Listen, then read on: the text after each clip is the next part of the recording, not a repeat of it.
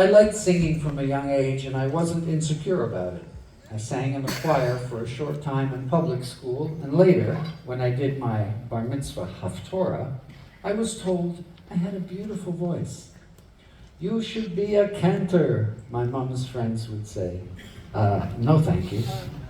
At that point, I wasn't screaming like the damned howling in Hades, as my reputation would later have it. I would soon be singing cream songs and blues songs in a sort of tenor soprano, or, if you prefer, soprano castrato style. I was a fan of guys with a higher range, like Stevie Marriott in The Small Faces and Humble Pie.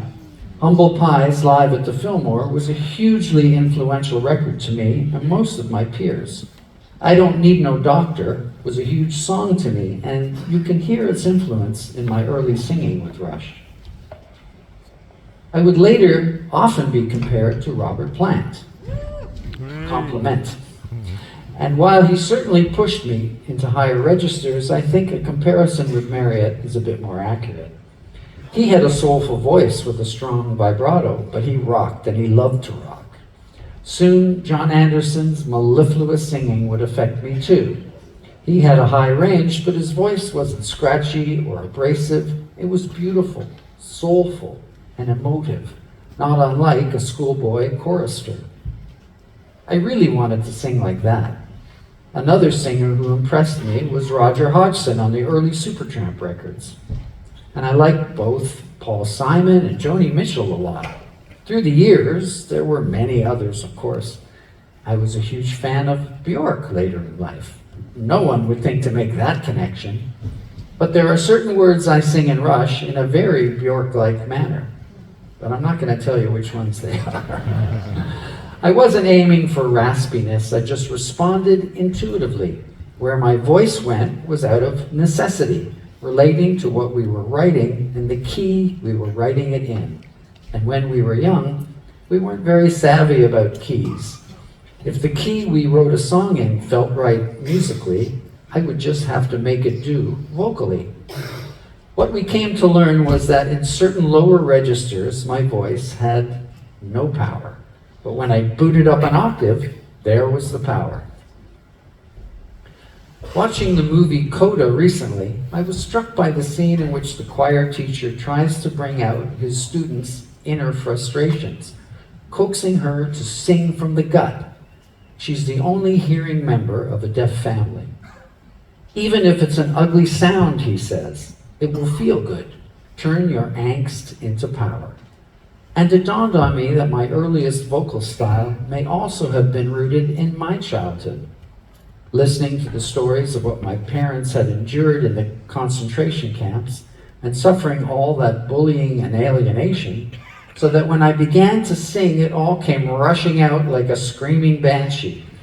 I was releasing all those suppressed emotions just by stepping up to the mic and screaming, "Yeah! Oh, yeah!" Of course, then I had to learn how to actually sing. John Griffin once wrote in the Montreal Gazette that I sounded like a guinea pig with an amphetamine habit. In Circus, Dan Nuger said, if Lee's voice were any higher and raspier, his audience would consist exclusively of dogs and extraterrestrials. I kind of like that one. And in 1979, perhaps kindlier, John Rockwell would comment in the New York Times, Mr. Lee sings in a spare but unusual way, a brittle and androgynous tenor. Okay. So yes, my style did come across to some as quite abrasive, especially before we began making records. But you have to put yourself back in 1974. It's all context, right? Here in 2023, our collective ears have become much more open. We've heard every style of music, every kind of singer, bands way heavier than Rush, vocalists even shriekier than I used to be. So imagine you're a critic back then in a reverberant arena. There's this three-piece band you don't know, and this hairy guy is shouting at you. I get that if you consider yourself more sophisticated than the average music fan, our 26 minutes on stage must have seemed a loud mess. But we were truly into it, playing our parts with honest conviction, and raw or not, we were connecting with a growing number of people. I guess sometimes the official tastemakers are the last to know. Each new Rush album gave me another opportunity to improve as a player and a songwriter, but especially as a singer. It likely became so important to me because of all the heat I took for my voice over the years. But sometimes my attitude was like, hey, you don't like the way I sing? Well, then I politely invite you to fuck the fuck off and move along to something more suitable to your sensitive taste.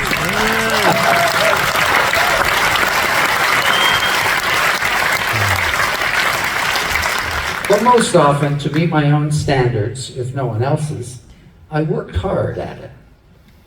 But then there's singing with a cold. There's really nothing worse than going out on stage in that condition, becoming hoarse, singing badly, unable to hit the notes. And I did it far too many times. That's a special kind of torture. With our show must go on attitude, we resisted canceling unless it was absolutely unavoidable. I went on stage with tonsillitis, croup coughs, even a bloody nose swallowing blood. And with this nose, that's a large amount of blood. And feeding a spittoon throughout the entire show. When I was sick, my bass tech Scully would also keep a shit ton of Kleenex and a wastebasket at the side of the stage, running out between songs with hot tea, lemon, and honey. One time, my ears became so congested that my trusty ear, nose, and throat doctor in Toronto had to puncture one of my eardrums to drain the fluid out, simply so I could fly to the next gig. When flying on tour, you see, during decompression at altitude, fluid in your sinus cavities can become excruciatingly painful and leave you partially deaf for days.